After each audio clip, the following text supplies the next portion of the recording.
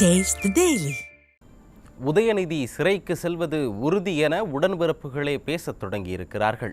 டாஸ்மாக் ஊழல் தொடங்கி சினிமா முதலீடு வரை அமலாக்கத்துறை நடத்தும் சோதனை குறித்து மக்களிடம் இருக்கும் கருத்துகளையும் கேள்விகளையும் விவரிக்கிறது இந்த செய்தி தொகுப்பு. மணிஷ் சிசோடியா போல உதயநிதியும் சிறைக்கு செல்ல போகிறாரா? 100% அது நடக்கும்னு திமுக ஆதரவாளர்களே பேசுறாங்க. ஏன்னா அமலாக்கத்துறை அமைச்சிருக்கிற சக்கர வியூகம் அப்படி. டெல்லி மதுபான ஊழல் வழக்கில் 100 கோடி ரூபாய் முறைகேட்டிற்கே டெல்லி துணை முதல்வர் 530 நாட்கள் சிறையில் இருந்தார். அப்ப 3000 கோடி ரூபாய் டாஸ்மாக் முறைகேட்டில் தம்பி சிக்குனா 5 வருஷமோ 10 வருஷமோ பல தேர்தல்கள் ஓடிடுமே அப்படின்னு உடன்பிறப்புகள் நாட்களை எண்ணுறாங்க.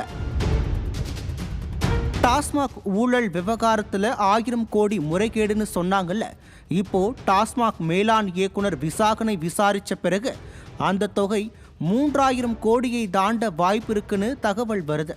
ஒரு பக்கம் விசாகன் வீட்டில் கிடைச்ச வாட்ஸ்அப் சேட்ல பிரதர்னு ஒரு நபர்கிட்ட டாஸ்மாகின் பல ரகசிய தகவல்களை விசாகன் சொல்லியிருக்கிறதா தெரியுது.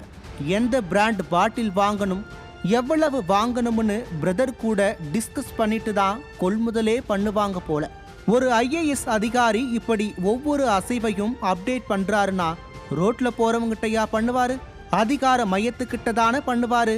விசாகனை இயக்குன அந்த தம்பி யார்? இந்த கேள்விக்கு பதில் கொடுக்கிற விதமா விசாகன் வீட்டில் விசாரணை பண்ண அன்னைக்கே ரத்தீஷ்னு ஒரு முக்கிய புள்ளியோட வீட்டையும் பூட்டி சீல் வச்சிருக்கு அமலாக்கத்துறை. யார் இந்த ரத்தீஷ்? டாஸ்மாக் ஊழலுக்கும் இவருக்கும் என்ன தொடர்பு? ரத்தீஷ் உதயநிதிக்கு மிக மிக நெருக்கமானவர்னு சொல்றாங்க. ஒருவேளை ரத்தீஷ் தான் விசாகன் கூட பேசினாரா என்கிற சந்தேகம் எழுந்திருக்கு.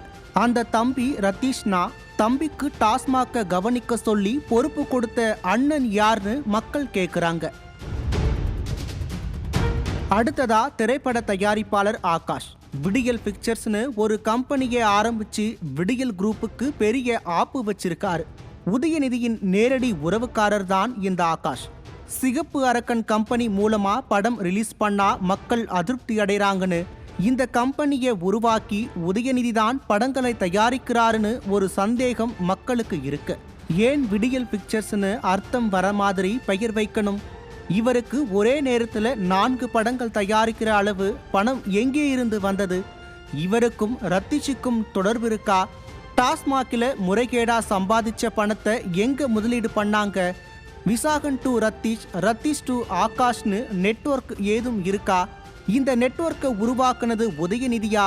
இப்படி பல கேள்விகளை மக்கள் கேட்குறாங்க.